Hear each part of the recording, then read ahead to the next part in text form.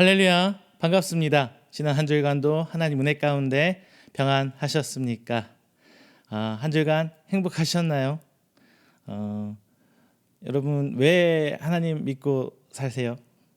여러 가지 이유가 있겠지만 가장 큰 거는 행복하게 살기 위해서 하나님을 더 부여잡고 있지 않나 싶습니다. 구원받기 위해서 하나님 천국 백성 복을 받기 여러 가지 다 있겠지만 저는 그래요. 우리가 가장 이 땅에서 하나님을 찾고 믿는 일 행복하기 위해서 물론 고난이 있을 수 있습니다. 하지만 그 고난마저도 하나님 주신 감사에 사는 거지 굳이 우리가 고난의 길을 찾아갈 필요까지는 있을까요? 물론 주님이 하나님께 원하시다면 가야겠지만요. 그래서 요즘에 여러분 재미있는 거리를 좀 찾죠? 드라마 많이 보십니까?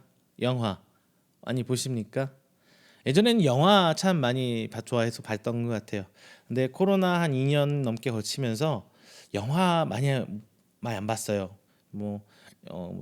개봉 요즘 영화가 뭐가 개봉하고 있는지도 모르고요. 그런데 반면에 드라마는 조금 더 보는 것 같아요. 그리고 드라마도 참 다양해졌어요. 옛날 같이 뻔한 내용, 진부한 내용 그런 것을 넘어서서 참 독특한 소재의 내용들이 많이 나오는 것 같습니다. 요즘에 JTBC에서 방영 중인 드라마 중에 나의 해방일지라는 드라마가 있습니다. 해방, 자유함 이런 것들이 주제인 드라마 같아요. 아직 종영하지는 않았어요. 그래서 해방이란 단어가 해방이라는 의미들이 드라마 곳곳에 여러 장면 가운데 녹아져 있어요. 일단 저는 그걸 봤어요. 이 드라마 가운데 해방에서 뭘 찾았냐? 소재로부터 해방이었어요. 많은 드라마에서 특출난 사람, 어떤 특별한 능력 있는 사람 아니면 정말 재벌 이런 소재들 주인공들이 다 그렇죠. 그런데 오늘 이 나의 해방일지라는 드라마에서는 그냥 평범한 사람들이에요. 그냥 시골에서 농사짓는, 그리고 서울에 집도 갖지 못하고 경기 스스로를 경기도민이라고 얘기하고 있는 사람들. 이런 사람들의 이야기입니다. 소재부터 일단 해방이 됐어요. 그리고 화려한 CG와 어떤 액션 아니면은 어떤 눈물 콧물 짜게 하는 심파 이런 거로부터 해방이 됐어요. 그냥 시종일관 드라마 분위기가 잔잔하게 흘러가요. 그리고 앵글 전환, 화면 전환도 빠르지 않아요. 그냥 따라가요. 그래서 요즘 드라마 옛날에는 대하 드라마에서 40 몇 부작, 80 몇 부작까지 있었던 것 같아요. 이런 느릿한 전개에서 굉장히 속도감 있게 최근 추세가 빨라지고 있죠. 그러다 보니까 미니 시리즈 옛날에 24부작, 20부작 이러다가 16부작으로 들었는데 최근 추세는 12부작으로 더 짧아졌어요. 그만큼 드라마들 내용 전개가 굉장히 빨리 이루어지고 있다는 거예요. 이거는 좀 우리의 어떤 감성적인 측면에서 우리의 분위기가 삶의 분위기가 너무 빨리로 흘러가고 있지 않나 그런 생각도 들게 하는데요. 여튼 굉장히 넉넉하게 이런 빠릿빠릿한 속도감이 드라마에서 보이지 않아요. 그냥 보고 있게 되더라고요.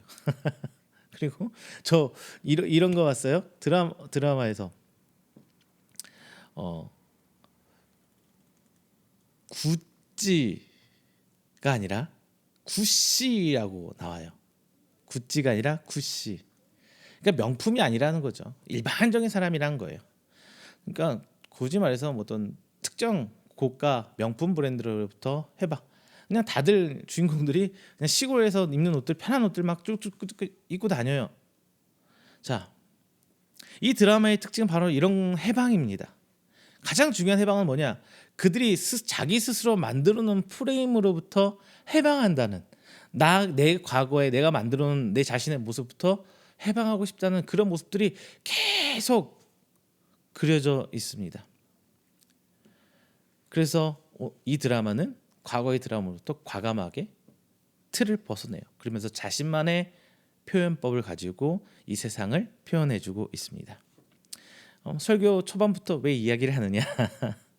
자, 모든 사람들은 해방을 꿈꾸잖아요.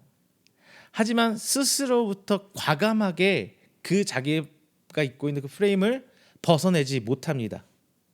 이 드라마는 시종일관 자신 스스로 자신을 올가매고 있는 혹은 사회로부터 입혀진 그런 프레임으로부터 해방하고자 하는 그들의 갈급함을 보여주고 있어요. 이 해방이라는 단어를 우리 기독교 안으로 집어넣으면은 어떤 단어로 표현할 수 있을까요? 우리가 익숙한 단어, 자유함, 구원, 뭐 이런 단어라고 치환할 수 있을 것 같습니다. 우리는 이런 해방, 이런 자유를 이미 경험했습니다. 이 경험이 바로 부활하신 예수 그리스도와의 만남입니다. 이 만남이 바로 우리 부활에 우리가 가진 경험적 증거가 되어서 하나님은 없다 혹은 부활은 거짓이다 뭐 이렇게 말하는 사람들에게 현혹될 수 없는 내 삶의 아주 중요한 이정표가 됩니다. 그러면 제가 이 시점에 다시 한번 여러분께 여쭤보겠습니다. 여러분, 여러분의 삶은 자유하십니까? 여러분의 삶은 해방감을 충분히 느끼고 사십니까? 자, 그렇다면 왜 우리는 이미 예수님께서 우리를 해방해 주셨고 자유함을 주셨는데 왜 그 자유함을 누리지 못하고 살고 있을까요? 자, 오늘 본문은 다윗의 시입니다.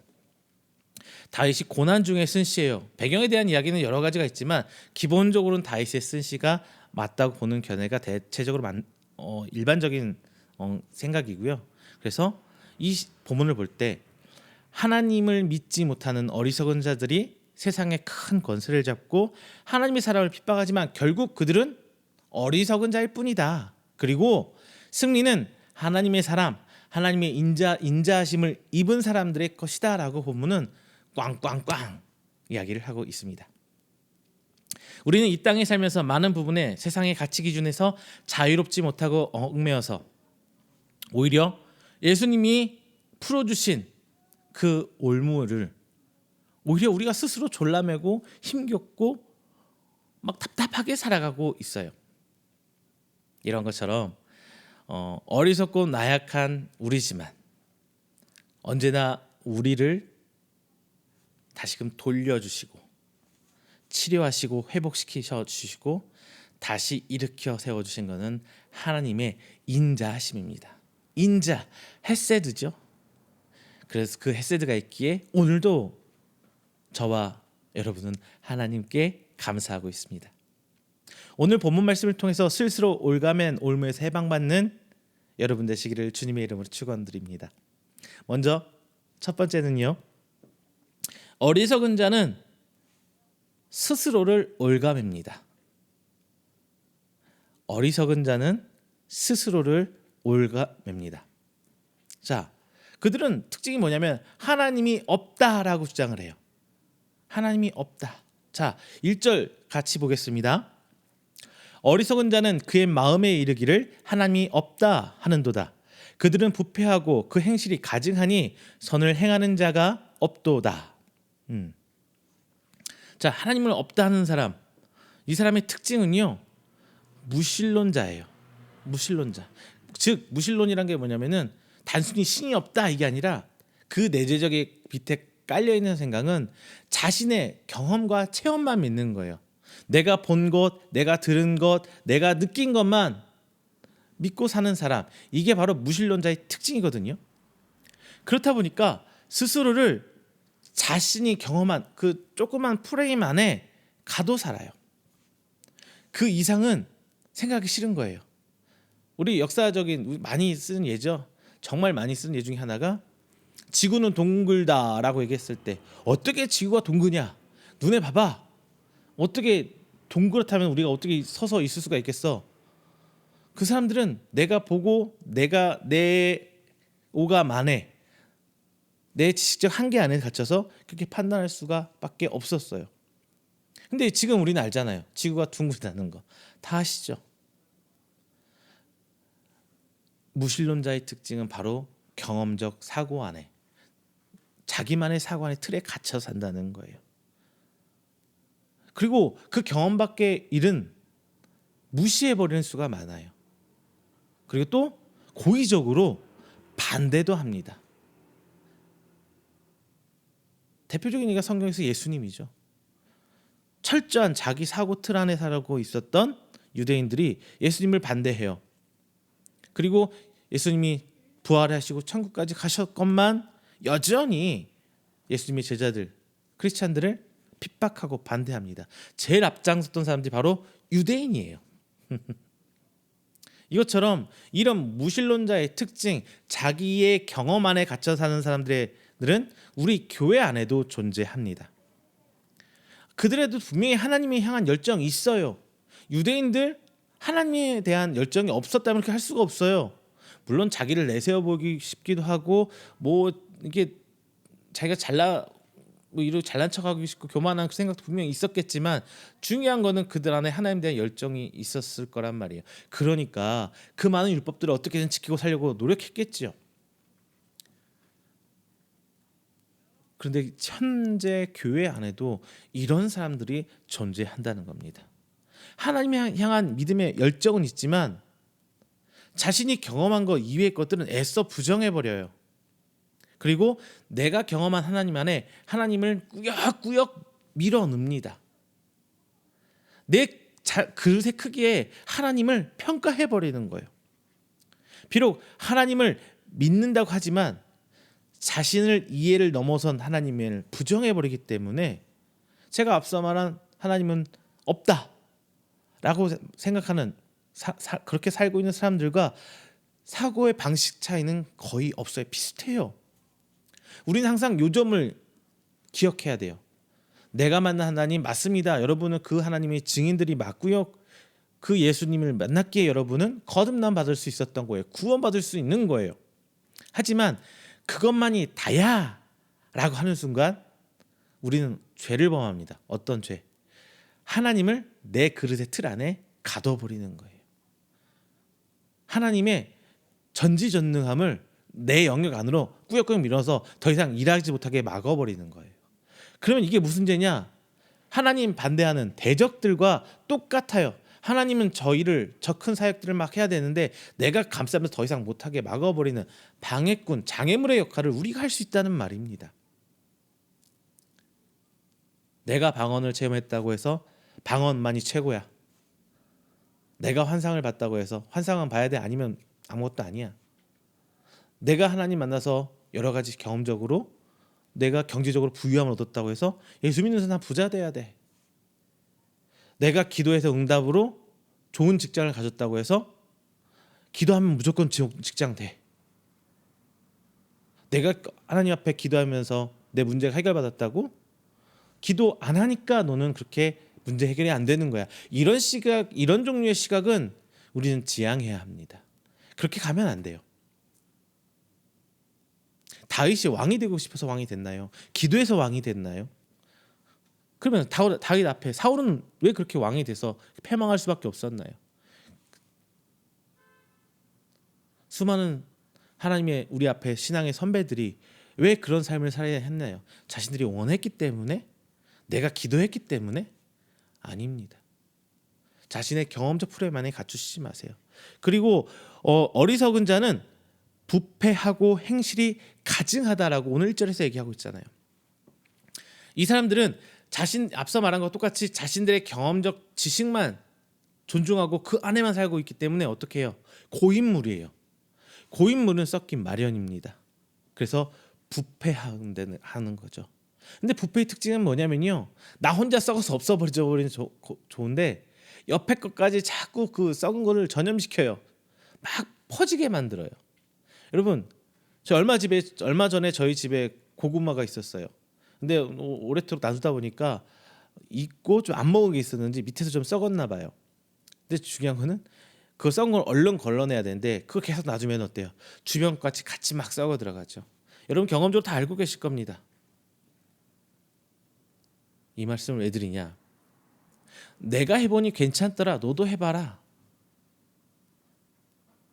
내가 이런 죄 좀 눈 감고 주일 빠져보니까 괜찮아. 아유 내가 좀 이렇게 해보니까 이거 아무것도 아니야. 이런 식으로 가면은 죄의 분위기가 만연돼 버리는 거예요. 우리 이렇게 삶을 살아서는 안 됩니다. 오히려 근데 더 재미있는 거는 안 하면은 바보 취급하고 소위 말해서 호구 취급을 해버려요. 호구 취급을 해요. 당연히 마치 그렇게 해야 되는 것처럼. 안 그러면 바보처럼. 성경에도 그 예가 있죠. 아담에게 선악과를 건넨 하와. 자, 물론 호구는 아니지만 하와가 그 죄가 아담을 전염시켰어요. 그랬을 때 절대선이신 하나님 보시기에는 그 모든 것들이 네가 주라고 했던 저래 했거든. 똑같이 가증한 죄일 뿐이에요. 그래서 하와도 에덴에 쫓겨났고 아담도 쫓겨났죠. 뱀도 저주를 받습니다. 이런 것처럼 부패는 전염시켜가요. 굉장히 그 전염력이 강해요. 저 사람 됐으니까 나도 괜찮겠지? 이런 식으로. 여러분 안에 아직 어리석음이 있습니까? 있을 수밖에 없어요. 뭐 구원받았다고 내가 막 지혜로운 자, 절대 잘못된 선택을 하지 않는 이런 사람 되는 거 아니거든요. 우리는 수시로 우리의 발을 씻어내야 합니다. 회개가 필요해요. 이미 전체는 씻김 받았어요. 예수님 덕분에. 자, 요한복음 13장 8절에서 10절 이런 말씀이 있습니다. 베드로가 이르되 내 발을 절대로 씻지 못하시리이다. 예수께서 대답하시되 내가 너를 씻어주지 아니하면 내가 나와 상관이 없느니라. 시몬 베드로가 이르되 주여 내 발뿐만 아니라 손과 머리도 씻어 주옵소서. 예수께서 이르시되 이미 목욕한 자는 발밖에 씻을 필요가 없느니라. 온몸이 깨끗하니라. 너희가 깨끗하나 다는 아니니라 하시니. 자, 물론 이 본문 말씀 많은 교훈을 찾을 수 있겠지만 저는 이 시간에는 이런 말씀을 드리고 싶어요. 내 어리석음은 스스로 해결이 안 돼요. 이 씻김은 예수님이 씻어줘야만 해요. 예수님이 베드로에게 말씀했죠. 씻김 받지 않으면, 내가 씻어주지 않으면 너는 나와 아무 관련이 없는 자야. 즉 내 자의로 내 스스로 윤리적으로 도덕적으로 법적으로 내 죄를 털어낸다고 해서 나는 죄를 털어낸 게 아니라는 겁니다. 예수님이 씻겨주셔야 돼요. 부끄럽고 창피하고 어찌할 바 모르겠지만 예수님 앞에 내가 들고 나가야 씻김 받을 수 있어요. 그렇다고 베드로처럼 다 드러내고 씻겨달라고 이것도 아닌 거라고 생각해요. 예수님 아니라고 했잖아요.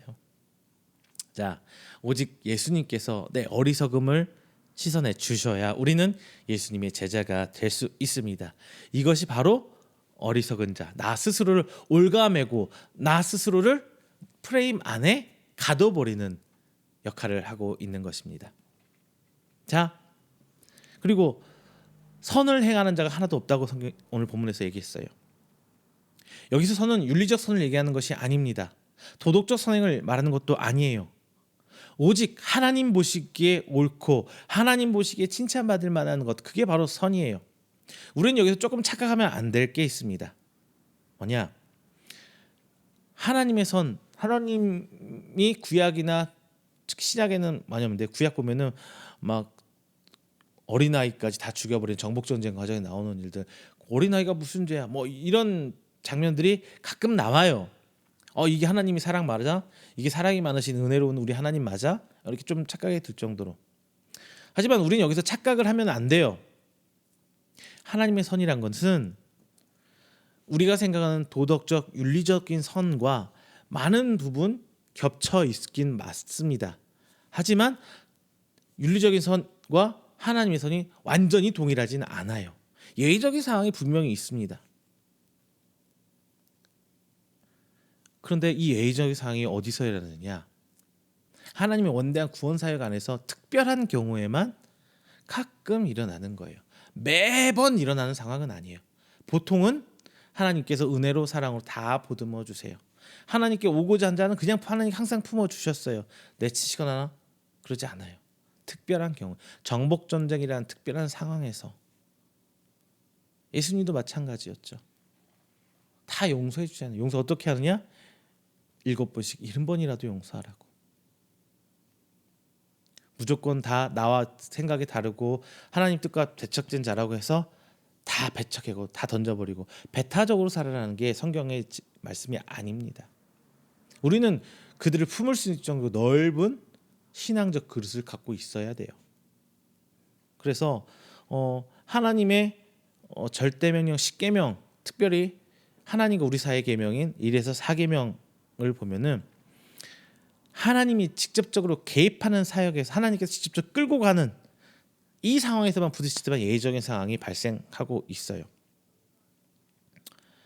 그렇지만 우리의 삶에서 율법의 모든 상황 앞에서 하나님 앞에는 우리는 대치될 수밖에 없어요. 즉 우리가 율법을 다 지킬 수 없는 상황, 하나님 앞에 죄인일 수밖에 없는 상황.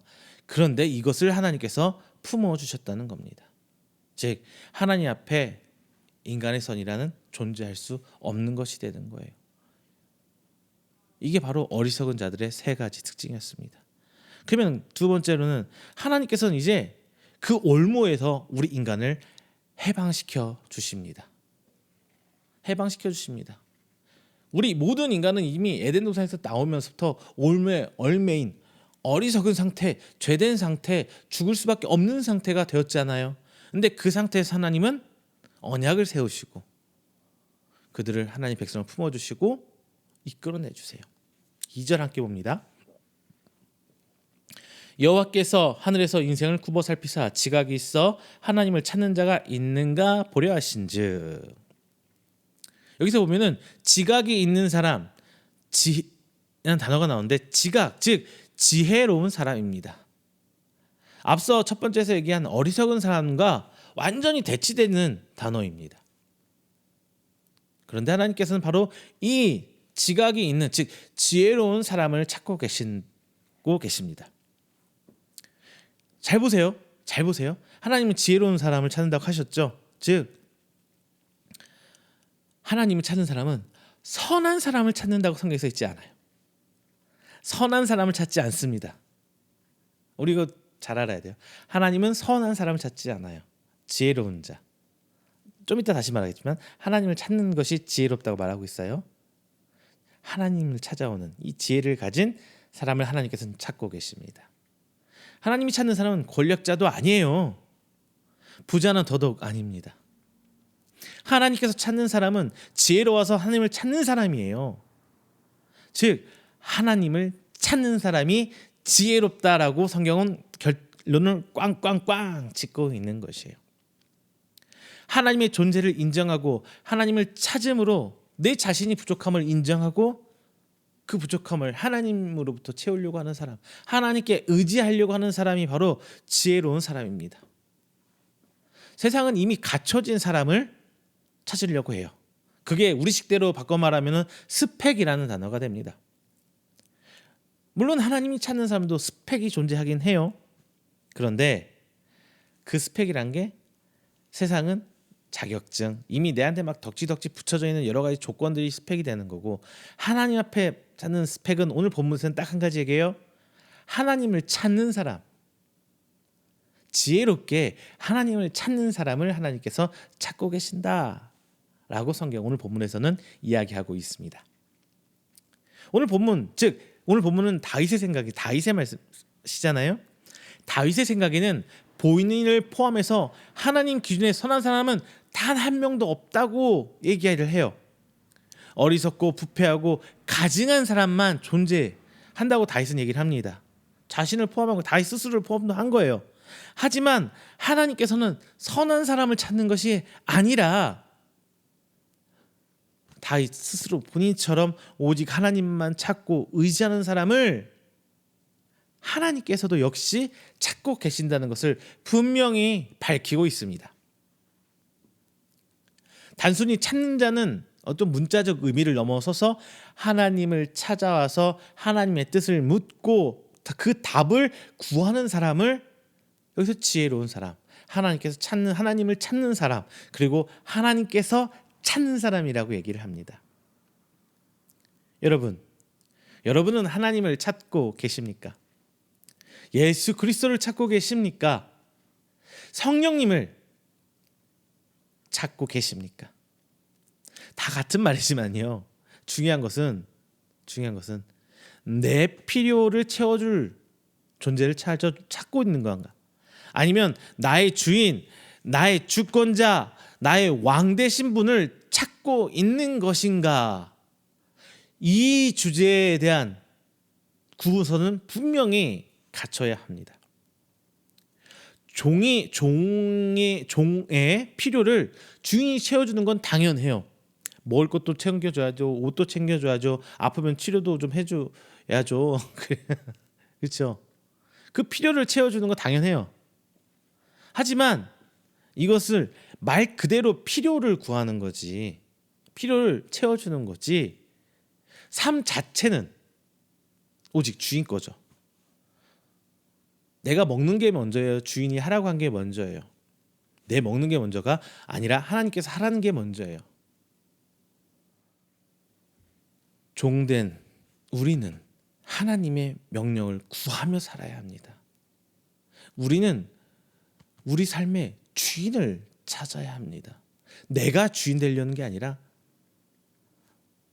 나의 주인 된 하나님을 찾아가야 된다는 겁니다. 그래서 죄로 이끄는 나로부터, 죄로 향하게 하는 나로부터 해방하고 나를 선으로 이끌어 주실 주인 되신 하나님, 예수님, 성령님을 찾아야 합니다. 내가 찾을 때 비로소 하나님의 인자하심과 은혜가 발동하게 됩니다. 선한 것 하나 없는 나를 선한 길로 인도해 주시는 그 하나님 만나시게 보시기를, 소망해 보시기를 바랍니다. 세 번째는요, 하나님은 지혜로운 자의 피난처가 되십니다. 죄악을 행하던 사람들은 모두 하나님을 알지 못한 사람이었어요. 혹은 하나님을 알고 들어본 적은 있지만 믿지는 않는 사람들이었어요. 그리고 그 죄악은 하나님의 선한 백성을 질밟으며 자신들의 배를 불려왔습니다. 다윗의 시점 말이죠. 왜? 하나님의 백성은 다윗 시점의 다윗의 상태, 그 배경을 얘기하자면은, 이스라엘 백성은 가나안 땅으로 들어왔잖아요. 하나님의 백성이에요. 하나님 믿는 사람들인데 오히려 하나님 믿지 않는 이민족들이 하나님의 백성을 핍박하고 그들로부터 뺏어가면서 갈취합니다. 그리고 자신의 배를 불려가요. 그건 이민족뿐만 아니라 이스라엘 안에서도 존재했어요. 이스라엘 안에서도 항상 모든 사람이 하나님을 잘 믿었냐? 결코 아니라는 거 여러분도 잘 알고 계시죠? 그 상태에서도 자신의 이익을 쫓는 사람, 자신의 명예를 쫓는 사람들이 항상 존재해왔어요. 그들 역시 어떻게 해요? 하나님의 백성, 선한 하나님의 백성들의 것을 빼앗고 갈취하면서 자기의 배를 채워갑니다. 지금도 마찬가지예요. 교회 안에도 있을 수 있어요. 하나님이 선한 백성들의 것을 갈취하고 빼앗으며, 이게 단순히 물질적인 거, 경제적인 측면을 얘기하는 게 아닙니다. 정신적인 거, 신앙적인 것이 될 수 있고요. 악한 것을 투입하는 그 순간순간 다 이 모든 게 환경이 되는 거예요. 하나님은 가진 자와 가진지 못한 자를 가리시지 않습니다. 어떤 사람은 하나님을 잘 믿는 사람은 성공하지 않을 수 없다, 이렇게 말하기도 합니다. 그런데 정확히 말하면 하나님은 우리를 부자로 만드는 게 아니에요. 우리를 축복의 통로로 사용하시는 거예요. 하나님의 은혜가 우리를 통해 확장되도록 하는 과정에서 자기 스스로 하나님의 은혜가 나를 비춰가다 보니까 나도 모르게 부유하게 혹은 평안한 삶을 살 수 있는 거예요. 부자도 아니다, 평안한, 막 양적으로 늘어난 게 아니라 평안한 삶을 살 수 있는 거예요. 그런데 간혹 물질적인 측면에서도 그런 게 보이다 보니까 오해를 하는 것 같아요. 오해가 아니죠. 제가 서두에서 처음 첫째를 말씀드린 경험적 사고 틀 안에 갇혀가신 분, 이렇게 되니까 이렇게 되더라, 그러니까 너희도 다 이렇게 될 거야, 이렇게 하면 이렇게 될 거야, 안 하는 사람은 잘못된 거야, 이렇게 결론 지어버리는, 그러니까 오해가 있는 거예요. 축복의 통로는 하나님의 쓰임새에 따라 크게 혹은 작게도 쓰임 받겠죠. 그리고 높은 자리에서 할 수도 있고 낮은 곳에서 그런 일이 일어날 수도 있어요. 넓은 길에서 일어날 수도 있고 좁은 길에서 일어날 수도 있습니다. 혹은 가시밭길에 놓이기도 해요.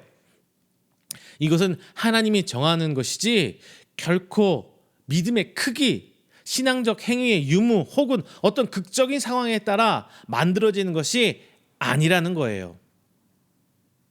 하지만 하나님의 뜻대로 이끄심을 받다 보면 세상 기준에는 호구가 되기 쉽습니다. 호구요. 세상에서는 성공하기 위해서 경쟁하고 밟고 올라가야 되죠. 한정된 재화 그리고 적은 높은 자리에서 뺏어와야 자신이 성공하게 되는 겁니다. 쉽게 말씀드리면 의자 뺏기 놀이예요. 의자 뺏기 놀이. 여러분 의자 뺏기 놀이 생각나시나요? 그러니까 뭐 5명이다 그러면은 의자를 4개 놓는 거예요. 그리고 밖에서 뱅글뱅글 돌다가 호각을 삐 불면은 의자에 앉는 거죠. 그리고 못 앉는 사람은 떨어지고 앉아 있는 사람만 다음 스테이지로 도전하게 되는. 다음 다시 의자 3개, 2개, 1개. 세상은 이렇게 의자를 줄여가면서 경쟁하는 구조입니다. 누군가를 탈락시키고 누군가를 밟고 올라서야 내가 올라가는 경쟁. 이 경쟁을 요구하는 것이 바로 세상의 논리입니다. 그런데 이 논리는 성경의 논리와 대치가 돼요. 성경에서 하나님 나라가 과연 세상과 같은 경쟁 체제입니까? 아니면은 하나님을 믿고 사는 성도들이 다 함께 행복한 유토피아입니까? 누군가는 이렇게 말하는 사람도 있습니다. 천국은 침노하는 자의 것이다. 마태복음 11장 12절 말씀입니다. 제가 본장 읽어드립니다. 세례 요한의 때부터 지금까지 천국은 침노를 당하나니 침노하는 자는 빼앗느니라. 자, 이 말씀이 과연 성도 간의 경쟁을 촉구하는 말씀으로 보이십니까? 그렇게 믿고 계십니까? 제가 그러면 해석을 다시 해드릴게요. 이 말씀은 이제 쭉 이 본문 말씀만 딱 떼어서 보면은 경쟁으로 보일 수가 있어요. 하지만 이 말씀을 왜 하셨는지, 그래서 어떤 영향, 어떻게라는 걸 계속 꾸준히 봐야 된다. 앞뒤 말씀 다 봐야 된다고 제가 누누이 강조하고 있죠. 자, 본문 말씀은요. 예수님께서 말씀을 듣고도 회개하지 않는 자신을 단단하게 만들어서 예수님의 말씀이 그 진리가 1도 들어가지 않은 그 유대인들을 향해서 하신 말씀입니다. 이 유대인들은 이미 자신들이 하나님의 선민, 하나님의 유일한 백성이 바로 우리야라는 이렇게 교만으로 똘똘똘 뭉쳐진 상황이에요. 그리고 율법주의적인 사고방식에 찌든 유대인들에게 예수님이 아무리 천국의 복음을 전하고 하나님의 말씀을 전하고 내가 바로 하나님께서 약속한 그 메시아라고 아무리 외쳐도 아무도 믿질 않는 거예요. 회개하고 어서 빨리 천국의 백성이 되라고 예수님이 아무리 얘기를 해도 말을 듣지 않는 거예요. 그래서 어서 빨리 하나님 이 복음을 듣고 돌아와서 회개하고 돌아와서 하나님의 백성이 되라라고 하나님 회개를 좀 공격적으로 회개를 촉구하는 장면의 말씀이 바로 이 말씀입니다. 천국을 향한 적극적 회개와 그리고 적극적으로 하나님을 찾아 묻고 순종하라는 말씀이 본문 말씀이지 성도들 간의 경쟁을 얘기하는 얘기, 누가 먼저 하냐, 누가 먼저 작전 기도를 안 하냐, 누가 먼저 뭐 헌금을 더 많이 하느냐, 누가 먼저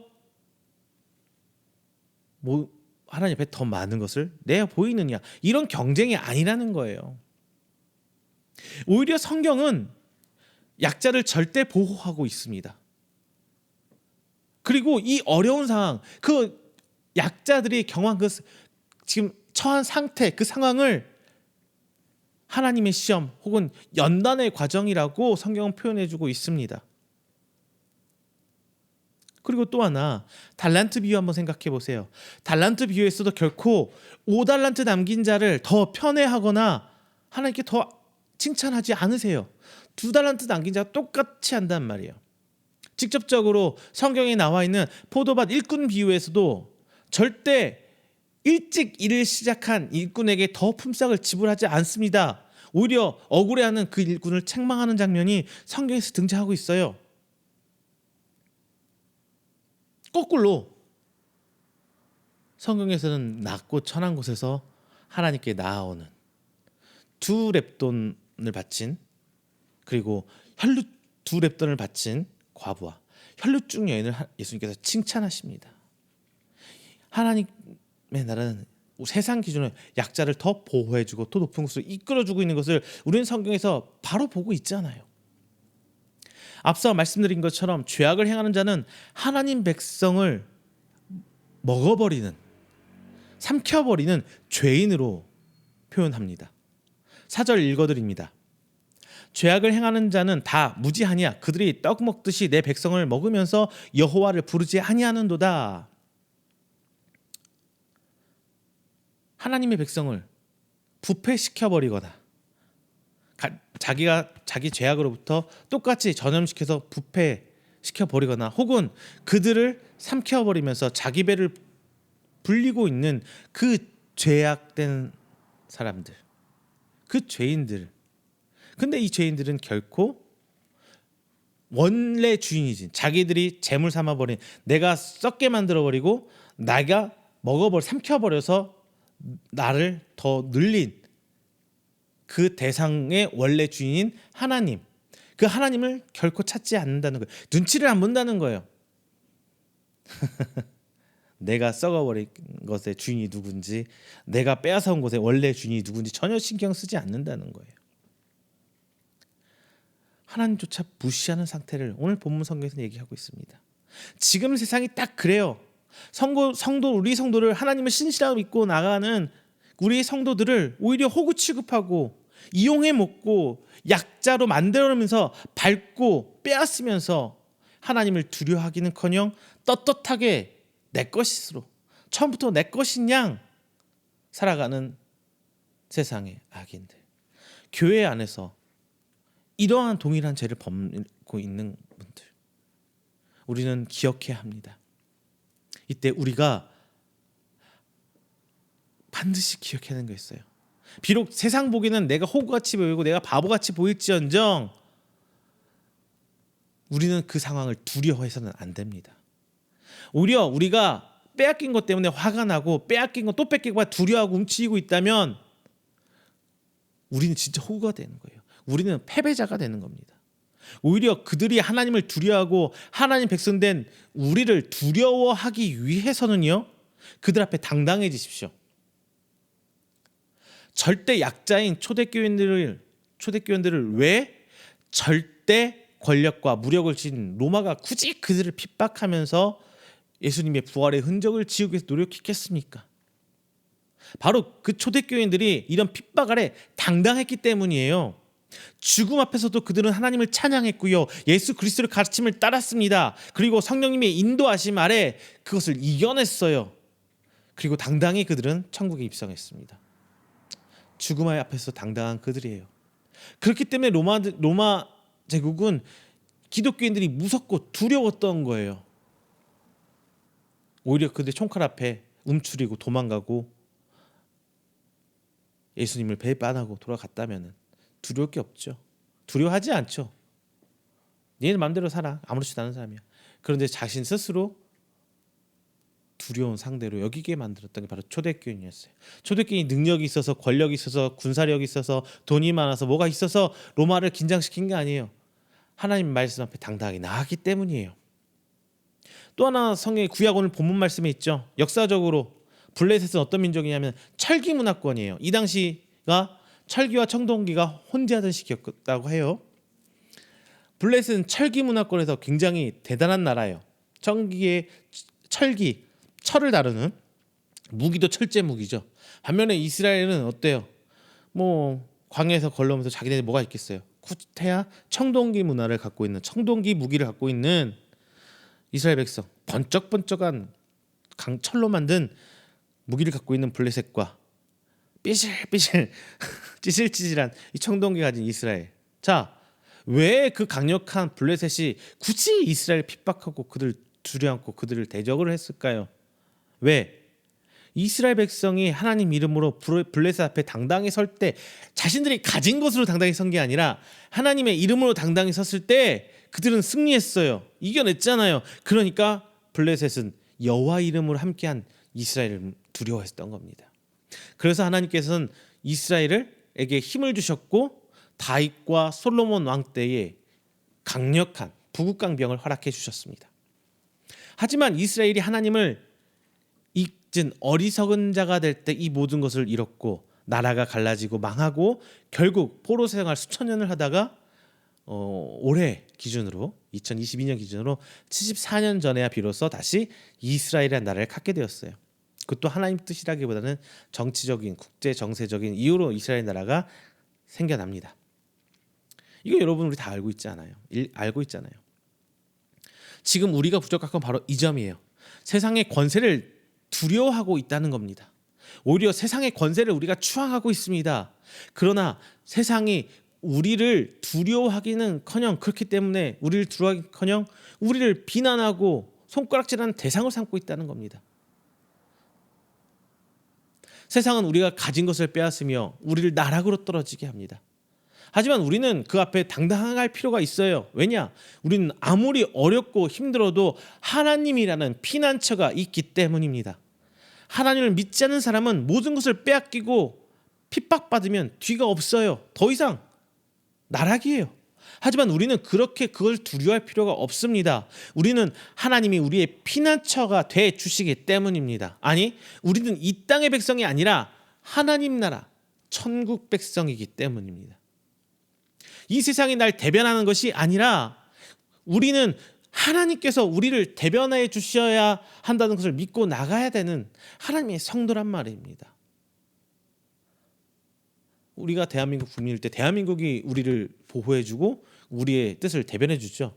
마찬가지로 우리는 세상에 속한 게 아니기 때문에 세상 기준에 의해서 평가를 당하는 게 아니라 하나님이 나서서 우리의 모습을 비춰내주시는 그건 하나님 몫이에요. 우리 몫이 아니라는 거예요. 이것이 바로 믿음입니다. 이것이 바로 지혜입니다. 이것이 바로 해방입니다. 말씀을 맺겠습니다. 예수님께서는 이미 우리 죄 위해서 핍박받으시고 피 흘려 죽으셨기 때문에 우리는 예수님의 부활과 함께 해방을 받았습니다. 그 부활을 우리에게 허락해 주셨어요. 자유함을 허락받았습니다. 하지만 세상이 다시 우리에게 올무를 던지고 있어요. 혹은 나 스스로 그 올무를 뒤집어 쓰고 힘들어하고 있어요. 이것만큼 어리석은 행위가 어디 있겠습니까? 본문은 말하기를 이것은 어리석은 자의 전형적인 형태라고 이야기합니다. 우리는 이미 허락받은 자유가 있기에 하나님만 찾으면 됩니다. 물론 최종 선택은 내가 내민다고 되는 게 아니라 내가 내민 손을 하나님께서 잡아주셔야 되겠죠. 하지만 이미 하나님께서는 하나님을 찾기만 하면은 하나님이 찾아주신다고 약속하셨어요. 이것이 바로 언약입니다. 왜라는 질문 자체가 필요 없어요. 하나님이 그러시겠다고 약속했기 때문에 우리는 믿고 아멘하고 손만 내밀면 되는 거예요.